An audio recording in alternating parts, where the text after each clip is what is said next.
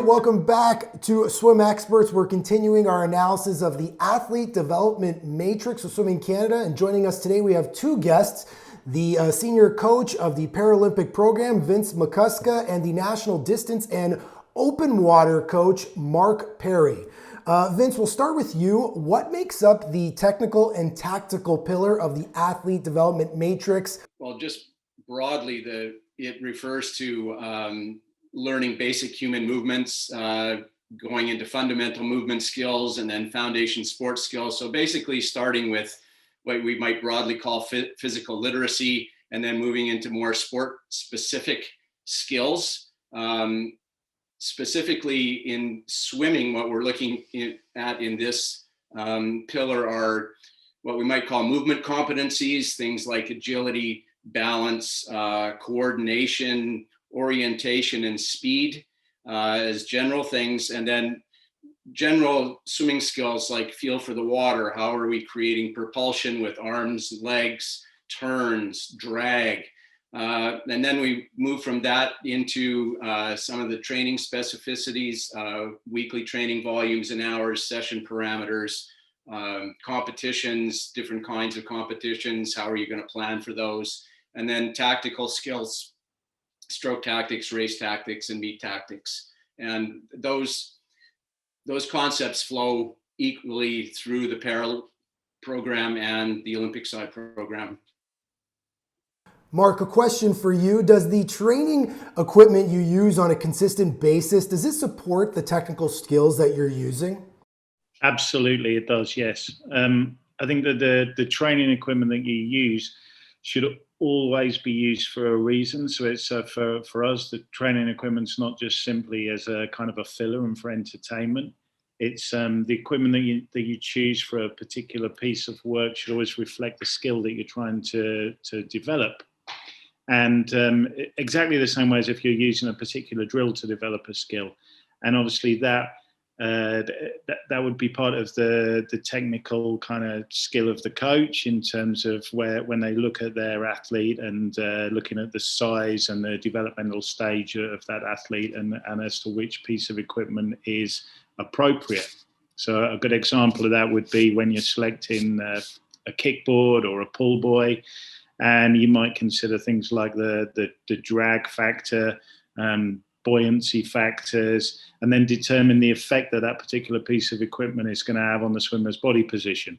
And then obviously all of that needs to be appropriate to the particular stroke model that you're working towards.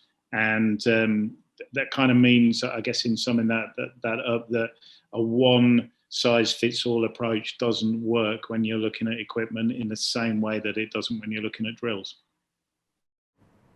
And Vince, we'll stay with the training equipment as it relates to technical skills. How does that apply to para swimming? It applies exactly as Mark has described it.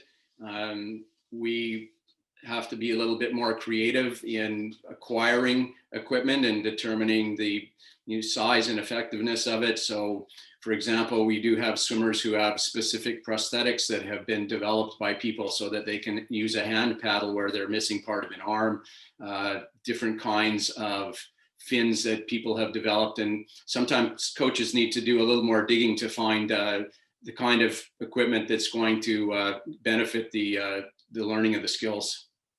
Mark, we'll go back to you. What is periodization and how does it apply to athlete development? I think the broad definition of periodization is to divide a portion of time into periods. I guess in specific swimming terms, that would be the strategic implementation of specific training phases. So for us, it's always with the aim of reaching the best performance at the most important competition of the year. So that's done by progressively and or incrementally cycling your training program relative to an individual athlete. And we would in swimming, we would normally break that down into three kind of cycles. So we would have a micro cycle, which would obviously, as the name suggests, is the smallest part. Typically for us, that would be 1 week within the yearly plan. A meso cycle, which would be a number of weeks within that plan. and then the macro cycle, which would be all the weeks that were within the plan that were leading up to whatever that major competition is, where we're trying to get the best performance. How does this fit into the competition phase? Well, I think it's really important for coaches to be considering what they need to get out of a swim meet in any particular part of their periodization, that they're not over racing, and that they're taking a strategic approach to what the outcomes of the meet are. If you have a senior athlete who's training towards that, peak meet of the year, we're not expecting them to, go to a meet in the early part of the season and swim best times. So there have to be other things other than that absolute measure of did I swim a personal best time or not, as to whether or not the race was successful and whether or not the meet was successful. It needs to fit into the things that you're actually working on. So I think there's a lot of strategic consideration that needs to be taken into account on an individual basis on what you need out of a swim meet at a particular time. Now, Mark, is this all of this the same when it comes to pool swimming and open water swimming? Do all of periodization and all of the aspects, does it all apply the same, whether it's pool swimming or open water? I guess the short answer would be yes. But what we would do is break it down into two kind of areas. So we would look at initial specialization, which would be your kind of base training, your distance work, the stuff that Vince just talked about, the stuff we talked about earlier. That would be the same for a pool swimmer and an open water swimmer. And then the second phase of that would be profound specialization, which would be when you add all the race-specific stuff and the experiential stuff, actual exposure to open water, and then that would be in addition to that stuff you did with the initial specialization, not instead of. Mark, let's go back to you. Does the technical focus last through all stages of the athlete development matrix, or do you stop when you hit train to compete and train to win? It's 100% yes. So it's absolutely technical focus lasts the whole way through the athlete development matrix. It's, I guess, ultimately getting better never stops. And the more efficient the stroke, the more effective the swimmer. So it's something that we constantly talk about underpinning everything that we do, that technique is imperative to everything we do.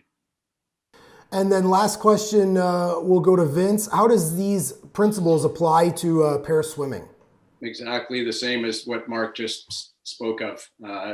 Always trying to get better. There's always some little thing that we can do to find a little bit of extra speed somewhere in a race, and we're constantly looking to improve our technical abilities.